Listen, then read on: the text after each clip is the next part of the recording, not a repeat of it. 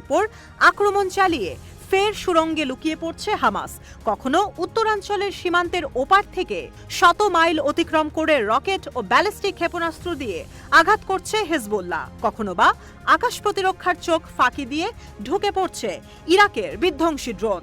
গত কয়েক মাস ধরে তেল আবিবকে এই অভিজ্ঞতার মধ্য দিয়েই দুর্বিষহ দিন পার করতে হচ্ছে। প্রতিরোধ যোদ্ধাদের আক্রমণাত্মক এই পরিস্থিতিতে ক্ষণে ক্ষণেই জরুরি সাইরেন বেজে উঠছে ইসরায়েলে। সতর্কীকরণ এ সাইরেন যেন ইহুদিদের কাছে মৃত্যুর এক একটি পয়গাম। তাই সাইরেনের শব্দ শোনা মাত্র জীবন বাঁচাতে দিক বিদিক ছুটোছুটি করছে দখলদার ইহুদির দল। আর ইহুদিদের এ পরিস্থিতি দেখে নিশ্চিতভাবেই খুশি গাজার লাখো ফিলিস্তিনি, যাদের রক্তের ওপর দাঁড়িয়ে গাজা দখলের পায়তারা করছে নেতানিয়াহু সরকার। তাদের প্রতিটি রক্তকণার শোধ নিতেই ইরানপন্থী প্রতিরোধ যোদ্ধারা